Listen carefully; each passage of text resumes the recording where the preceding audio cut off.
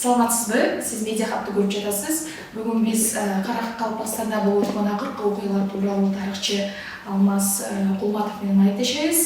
Биз менен калыңыздар. Анда эмесе Алмаз Окенович, сизге биздин эфирге келип берип убактыңызды бөлгөнүңүз үчүн терең ыраазычылык билдиребиз.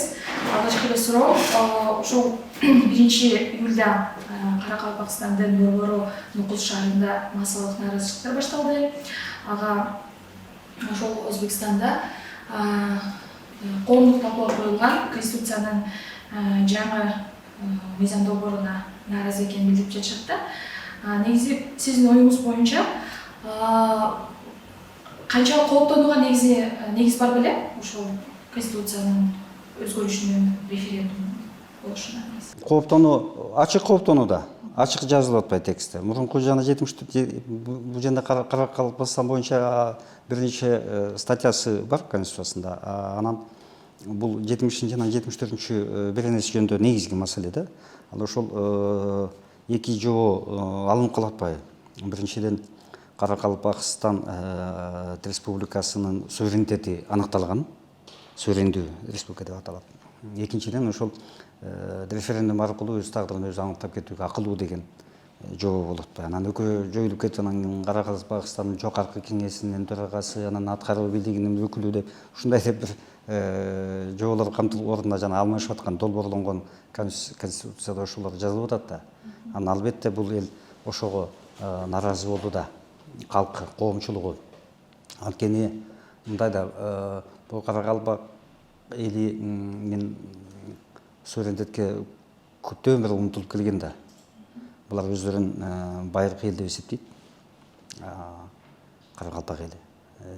Каракалпак эли ушул аймакта биз ээлик кылып келгенбиз, сатып ушун үчүн кан төккөн, ушул жерде өзүбүздүн мамлекетибизди курууга татыктуубуз деп эсептейт. Анан булардын чындыгында эле хандыктар болгон. Анан өздөрүнүн негизги эң алгачкы мындай орто кылымдагы белгилүү хандыгы деп булар Ногойдун хандыгын, Ногой ордосун булар өзүбүздүн алгачкы мамлекетибиз деп эсептейт да.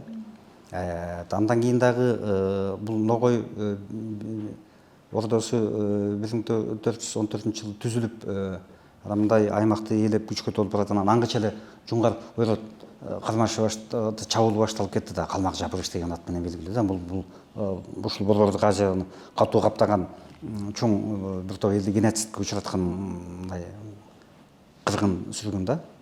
Анан булар ошого да кептелип, чачырап, анан экиге бөлүнгө, арал жакты көздөй качып, анан бир Ташкентти көздөй качып, анан ички Каракалпактар, анан тышкы Каракалпактар өйдөңкү, жогорку деп бөлүнүп калып, анан кайтанан кийин Эдиге деген 1500-жылдары 16-кылымда анан Албаатыр уруу башчысы, эл башчысы, журт башчысынан кийин кайта топтоп, анан ал чачырап кайта дагы төрткө бөлүнүп кетип атпайбы? Анан ушинтип келген.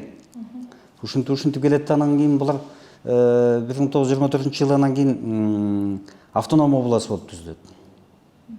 Калкынын саны кыйла аз, чоң аймакты ээлейт. Ошол улуттук аймактык бөлүштүрүүдө деле мындай андай деле көрүнүктүү элитасы анчалык көп санда эмес. Доспанов деген гана ишмер белгилүү, калгандары мындай тарыхта анча белгилүү эмес документтерде.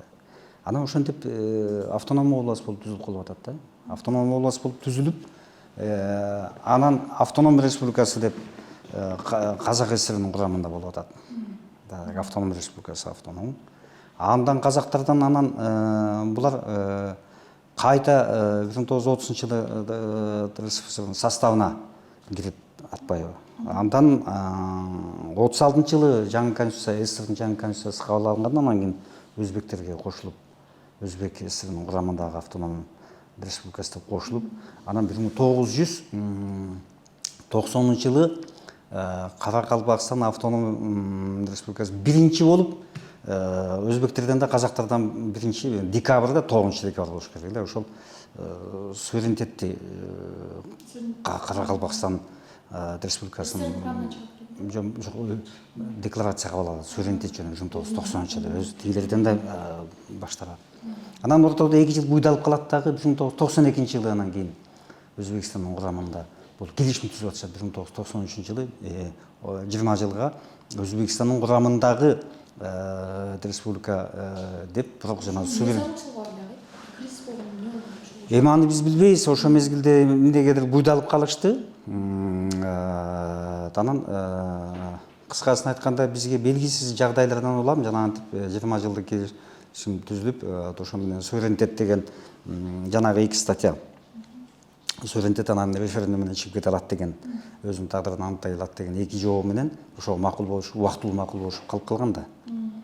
Анан эле аңгыча эле жанагы 2 статьяны алган, 2 жобону алып салган, өзгөртүү киргенден анан жанагы толкундуулугун. Ошол жерде түшүнүксүз калды. Анткени президент Шавкат Мирзиёев өзү дагы аймакка барып депутаттар менен жолукту го жогорку кеңеште. Анан ошондо айткан сөзүндө жана силер элдин үнүн мага жеткирсеңер болбойт беле?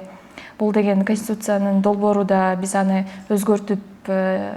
өзгөртмөкпүз да дегендей айтты да. Ошол кандай түшүнсөк болот да? Бул жакта президент кайра эле мындай күнөөнү жергиликтүү депутаттарга аударып койду да. Эмнеге элдин үнүн мага жеткирбедиңер дегендей болчу. Эми балким жеткизбей да коюшупты. Биз билбейбиз. Мына мойнубуз калалы Каракалпакстанды биз жакшы билбейбиз. Баарыбыз жакшы билбейбиз. Көпчүлүгүбүз да. Атайын изилдеген адисти эле мен учурат элекмин. Биз коңшуларыбызды жакшы билбейбиз. Казактарды да жакшы билбейбиз. Каңтар окуясы чыкканда деле түшүнбөй калдык да, билбей калдык да. Өзбектерди да жакшы билбейбиз. Коңшубуз Кытайды да жакшы билбейбиз. Биз өзүбүздүн ичибиздеги окуяларды жакшы, процесстерди жакшы билбейбиз. Эмне болуп атат, каяка барып атабыз, жакшы аңдабайбыз да. Анан азыркы учурда Каракалпакстанга кайтып келсек, биз аякта эмне болуп атканын көбүбүз жакшы билбейбиз. Маалымат аз. Анткени өздөрүнүн мойнуна алып аткандай, сиздер жазып аткандай, буларда жана интернет өчүк, маалыматтар чектелүү эле болуп атат да. Телеграмдан, тияктан социалдык тармактар иштебейт экен. Анан биз ошол расмий бийликтин айтканын угуп, анан кийин кокусу чыга калган, капысы чыга калган, мындай ырааттуулугу жок эле үзүл кесил маалымат менен чектелип атабыз да. Мирзиёев өзбек лидеринин айтып атканында биринчиден ошол төмөнкү жагдайларды белгилеп койсок болот. Албетте ошол конституциялык долбоор сунушталып жатканда президент өзү демилгелеп атса, өзүнүн өлкөсү мамлекет башчысы лидер катары ошол 200ге чукул статья алмашып атат да, ошону ага көп деле убакыт кетпейт таанышып чыгууга. Билбей калды деген болбойт го, осолураак болуп калат. Билген бирок ошого кандай реакция болот? Балким ушул жалпы неме менен өтүп кетет. Тобокелчиликке деле барышса керек. Бул же ынандырса керек. Жок, элдин реакциясы мындай текшербейт, элдин реакциясы мындай текшерип, анан кайта учуп барып, анан кайта өзүнүн кадамын артка анчалык азыбына өзү айтып атат экен. Киши да чыгым болду да. Навод болгондор да бар экен. Санын айта албайбыз. Өзү да айткан жок, эч ким да айткан жок. Анан билбейбиз. Бирок ушундайга чейин алып келип сынап, социологиялык изилдөөлөр болот, коомдук пикирин башка сурамжылоо жүргүзсө болот, анан тарыхты караса болот, тарыхты окуп айтышпайбы. Анан өзбек лидери окуйт дегенден алысмын, билимдүү инсан, абдан сезимтал. Бул жолу сезимтал реакция кылды. Эми макул, жаңылышты кетиптир. Бирок ошол жаңылыштын мойнуна алуу дагы бул мындай ага да эрдик керек да. Ал имиджине шек келип атат да. Абройуна шек келип атат, бирок ошону мойнуна алып артка кайтып атат да. Ал эми жанагыларды жемелеп сеп айтып койбойбуз. Айтпай да коюш мүмкүн. Мисалы элитасы деле окуялар болгондо деле элитасынын көзгө чалдыккан жок. Оппозициялык өзүнүн мындай. Жок, оппозициялык деги эле элитасы мындай да. Бул Өзбекстандын курамында кезинде деле, Казакстандын курамы кезинде деле, РСФСРдин курамында кезинде деле каракалпактардан абдан мындай чыгаан, анан мындай мамлекеттик масштабта жетекчи болгону билинбейт да. Жок. Мына Элвира биздин республиканы алалы, же Казакстанды алалы. Бул Казакстанда деле Алтургай Колбин деген биринчи секретарь орустан дайындалган. Бул ага жана желтоқсанга себеп болду. Учурда Советтер Союзунда көп республикаларда экинчи катчылар, КГБсынын башчысы, ушундай министрлер кеңеш советтин башчысы, орун басарлар орус, славян улуттар, анан башка улуттар саны көбүрөөк болсо ошол улуттардан дайындаганында интернациональный саясат бар болчу да. Бирок буларда мындай саясат Өзбекстанда болгон эмес. Бул модель жок болчу да. Өзбекстанда биздин жанагы чыган инсан Разаков гана жогорку деңгээлге жеткен да. А башка улуттарда мындай секретарь болгон катчы да. Партиялык жетекчи, мамлекеттик жетекчи болгондор деле кездешпейт. А бизде болсо мына мисалы башка улуттагылар өкмөт башчысы болот, депутат болот, министр болот, вице-президент болгондор бар. Ушундайлар бар. Казактарда деле ошондойлор көбүрөөк кездешет. Өкмөт башчылары башка улуттагылардан. А Өзбекстанда андай жок. А Өзбекстан курамында жүргөндөн бери каракалпактардан мындай жогорку деңгээлге чыгып кур дегенде вице-премьер болгону дегендей кездешпейт да. Демек ушу элитасы позициясы бошоңураак окшобойбу. Анан окуянын чыгышына башталып жанагындай оталып кетишине дагы ээ боло албай калышты. Кийин барып ошон үчүн өзбек президенти биринчиден ошол окуялардын демине кетиши катары барып өзү баскандыгы туура болуп атат. Түшүндүрүп жанагы кайта чакыртып алды артка кетинчиликтерди. Экинчиден болсо жергиликтүү элита жанагындай кылып жаңылыштык болуп көшөкөрлөнүп да жасап коюшу мүмкүн да. Ушундай баары өтө берет, боло берет дегендей. Анан эми бул регионду Өзбекстандын аймагынын 40% чукулун ээлейт. Бул жерде газ, нефть өндүрүшүнө алтыгындай чыгат. Бирок тилекке каршы ушу чыккан кен байлыктар иштетилген мына Үстүрттагы жана башка да газохимический комбинат бар. Булар ушундан чыккан түшкөн киреше байлык мындай пайда карапайым элге кыйга өтөт да. Пайдасы тийбей өтөт да. Пайдасы тийбей кетет да. Негизи кандай ойлойсуз, булар жана нааразычылык акциялары чыккандан кийин ушу 5-июлга референдум өткөрөлүү деп ушундай дагы сунуштар болгон экен да. Митинг өтөбүз деп жанагы бир лидерин 2 жол алкага каракалпаксыз деген кыймыл бар экен, 2013 жылдан бери белгилүү экен. Анан Давлет деген жигиттин ысмын атап анын камап ишкен экен, аны кайтып бошотуштур. Анан ал 5-июлга кайта чогулабыз деп референдум сөз кылган жок, митинг кылабыз деген экен да. Мен бүгін Қарабақстан Республикасы жоғары, кеше Қарабақстан Республикасы жоғары кеңесінде болдым. Ертең бүгіннің өзінде Қарақалпақстан Республикасынан нызамлы түрде тыныш, тәртіп жол менен Қарақалпақстан Республикасының азатлығын сұрап, нызамлы митинг кылуу боюнча муражаат еттім. Силерден позициясын билдиребиз деп. Анан ал жанагынтип күч менен басылып, жанагындай кичине кан төгүлүп кетти да. Эми кандын кичине көп болуп атканбы? Бары жаңжал чыкты, чыр чыкты. Чырдын конституциясын айттык. Саясий, тарыхый өбөлгөлөрү. Анан шылтоосу бар да. Шылтоосу жанагы өзгөртүү ишти да. Өзгөртүү ишти. Анан бул жерде жанагы тышкы күч көрүнбөйт. Тышкы күч болушу мүмкүн, бирок аны даярдаган бул кызыктар интересанттык код, кызыктар тараптарды азыр көрүнбөйт атат, байкалбайт атат. Учурда конституцияда ошондо Каракалпакстан эли өз каалоосу менен референдум өткөрүп курамынан чыкса болот деген акылуу экен. Анан ошол канчалык реалдуу деп ойлойсуз ага, эгерде мындай